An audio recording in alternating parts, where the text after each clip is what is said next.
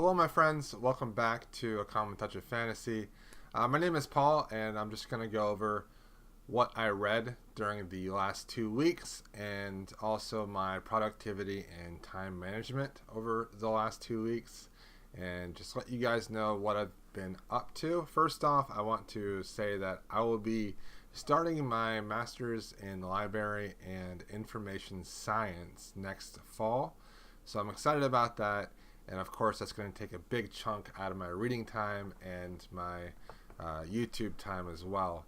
So we'll see how that really affects me. And so, in order to be more prepared for that, I'm going to be reading more nonfiction books. I'm going to be reading at least an hour a day of nonfiction, and then gradually even increasing that to a larger number, so that when school does start, I won't be thrown into the deep end, so to speak. I'll actually have some practice studying and reading nonfiction and reading the things that are really dry before school starts. I think that's a very wise thing to do. But first, let's start with the books I've read. This is what my TBR shelves, the ones that I want to read the most, this is what they looked like at the beginning of the year, and this is what they look like now. So, I didn't read a whole lot the last 2 weeks. I got sick, and I wasn't able to read at all while I was sick because I was, dizzy, and it was very difficult. But I did finish 6 books. What I didn't finish was more from my TBR shelf. I only finished 1 book from my TBR shelf. I finished 1 library audiobook.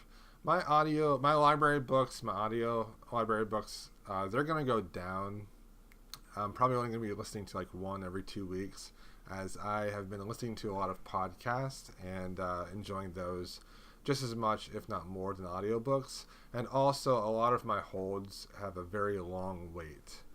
I also read 1 magazine, which was Locust Magazine, the January edition. And then I read 3 physical library books.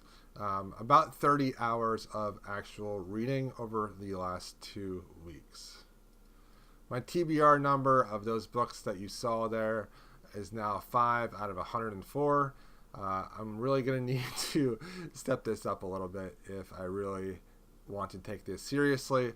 However, with the change of going to school in the fall, this is not really the priority anymore. The priority really is to get prepared for school. So let's talk about the first book I read. Malice by John Gwynne joins the TBR graveyard, and it joins the Pullman book and the Ender's Game book of the books that I've read that are my own books. I really liked Malice by John Gwynne. I thought it was a fantastic fantasy book. It was really reminiscent of Game of Thrones. It's like a Game of Thrones light, kind of. And that's not necessarily a bad thing. It's actually a good thing, because where Martin kind of goes off tangents, Gwynne is focused on the specifics and what is driving this world forward. So basically, it starts in the Banished Lands, where there are many different kingdoms. Now, in this world, there is this prophecy that the gods are going to return, the 2 gods, and have a war against each other, and they are going to use men to wage their war for them, but they're going to influence the men to do their bidding. So there's this like very cryptic prophecy, and then there are these relics that give individuals different abilities and powers that are blessed from the gods. Now, what's interesting about this book is that it doesn't really necessarily tell you who is the bad guys and who are the good guys. And that's what I really enjoyed about this fantasy book. The other thing that I really enjoyed about this fantasy book was the different ages, different types of backgrounds that all of these different characters had. And so you get this very, very wide and broad view of this world. Now, the two main characters are Corbin, who is a young individual training up to become a man. He is your very typical fantasy young protagonist. Then there is another individual who is a little bit different. He is the friend and the main guard and arms bearer for this prince, and his point of view is basically following his prince and doing what they think is best for the kingdom. There are other point of views throughout the story. There's probably about 6 or 7 point of views, but the majority of the book are those 2 point of views. Now, where this book kind of faults is that there's only one female point of view, and that is Corbin's sister, Cywin. And though she's a great character, it doesn't make up for the fact that this is a very heavy male-centered book. And that's not necessarily a bad thing, but I just wanted to make sure people realize that before they started to read it, if they're looking for more female characters in their books. And I know that some readers might not even want to really read an epic fantasy that's mostly with men in them. I thought this was fantastic. What John Gwynne did really well was building this atmosphere to try to figure out who are the good guys and the bad guys. And throughout the entire book, I'm trying to figure out, is this guy going to be a good guy? Is this guy going to follow, the dark god, or is this person going to rise above? And I thought that was really great. Everyone is just trying to do what they think is best. And I think really that is a very realistic viewpoint of good and evil. The evil people think that what they're doing is for the best. And I think that's what I'm going to like a lot about this series. I definitely gave this book probably like a 4.5, maybe even a 5-star rating. I really enjoyed it, and I cannot wait to read the next one. I read the Locust magazine, the January issue, and this was mostly looking at fantasy and science fiction art. So they interview Kathleen Jennings, Victor Nye, and Cynthia Shepard, and other people. If you're interested in the artists that draw your favorite covers and are usually on Hugo ballots, check this issue out. And I thought the reviews in this were pretty good too. I mostly try to read Locust for the reviews because they are professional reviewers, in my opinion. The first nonfiction book I want to talk about is Grit by Angela Duckworth. This is the audiobook I listened to, and I thought this was fantastic. Angela Duckworth basically is a scientist that is researching what it is to be gritty. And to be gritty is about not giving up, having perseverance, and having the passion of the thing that you're doing to persevere. And what I really got out of this book was that it is all a mental game. It is all about you deciding not to give up and to love the thing that you're doing so much that you're envisioning yourself succeeding. You're envisioning yourself being who you want to be in the future. And each and every step, each and every day, you are doing the thing that will make that vision come true. Fantastic book. I really recommend it to anyone that's trying to do something new in their life and they kind of want the gumption to do it. Essentialism by Greg McKeown. Now this was fantastic. I think this was maybe my favorite nonfiction book of reading this 2 weeks. This is about putting things first in your life and getting rid of everything that distracts you from doing the things that you want to do in your life. The most important thing, the thing I took away from the most in this book, without a doubt, is that the number one thing that you have is your choice to choose what you prioritize. And your priority is one thing. the plural of priorities is a relatively new idea.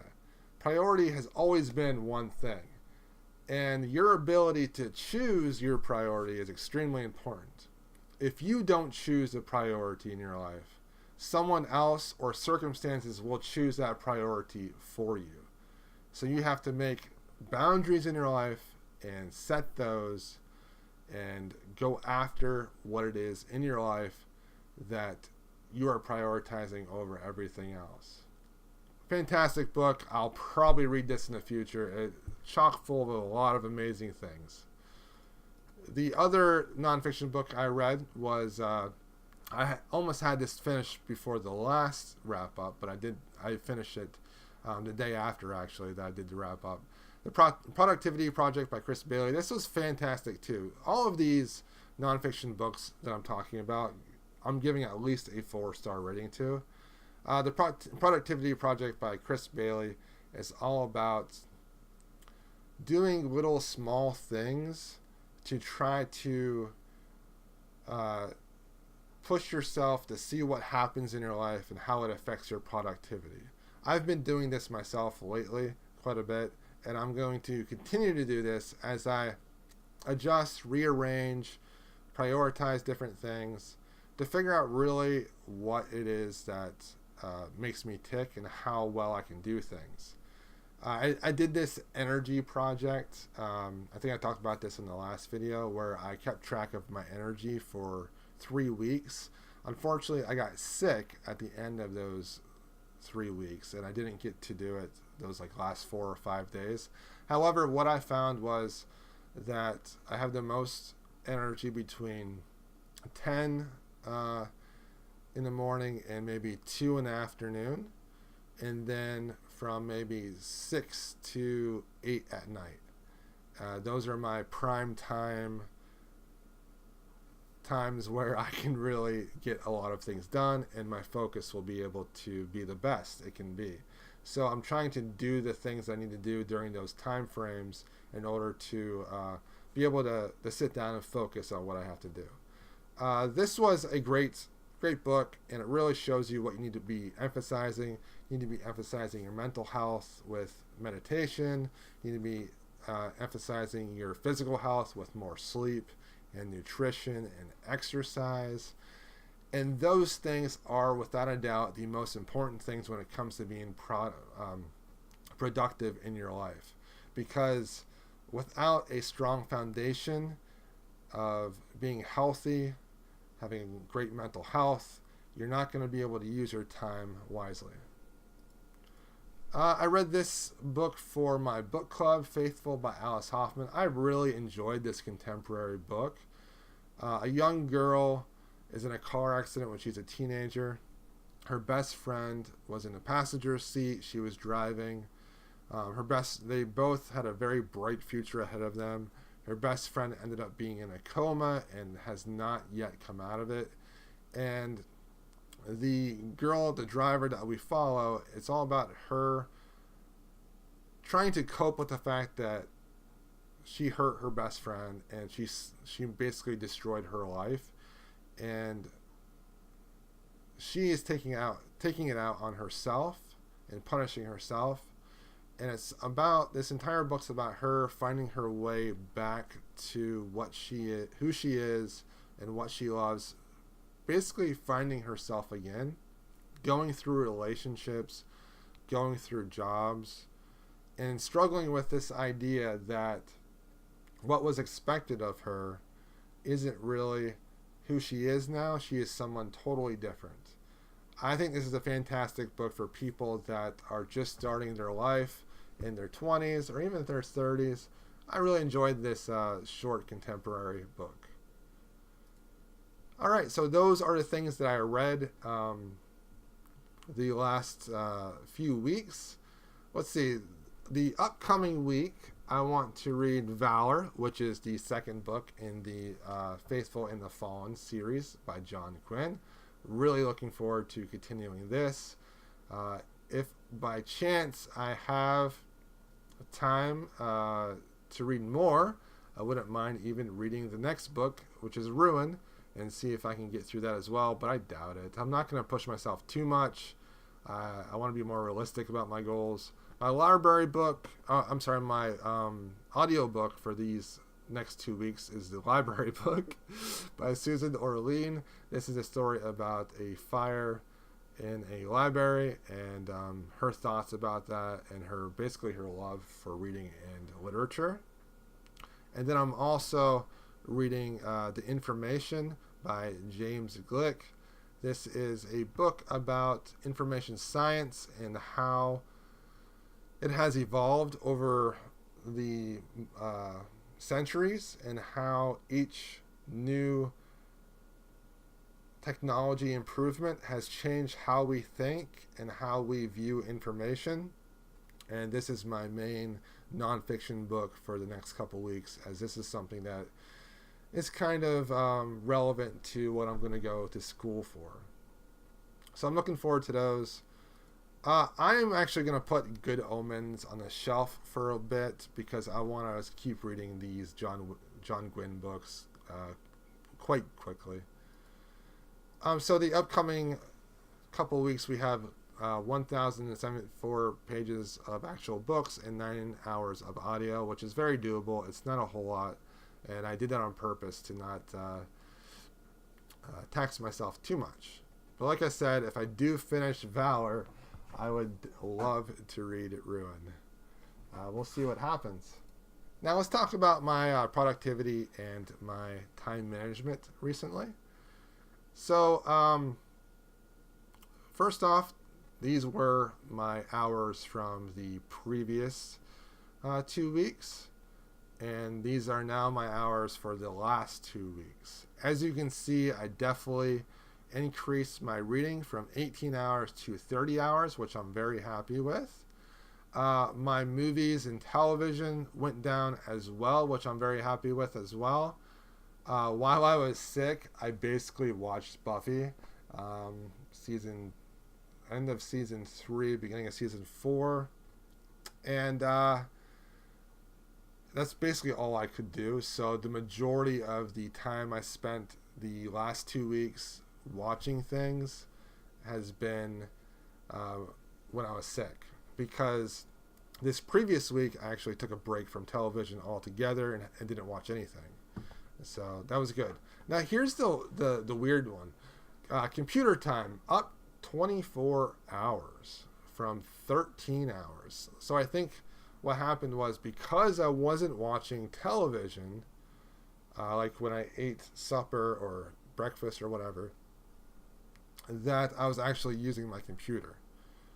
So that definitely needs to go down some. I went down on my phone usage, but I would still like to go down even more on my phone usage. My exercise went down just because I was sick, and I hope to raise that in the next coming week. Ideally, this is what I want my time management to look like. So I'm thinking about 100 hours of leisure activity that I spend, and half of that, 50 hours worth. Now this is in 2 weeks, remind you, so that'd be 25 hours a week, would be focused towards reading.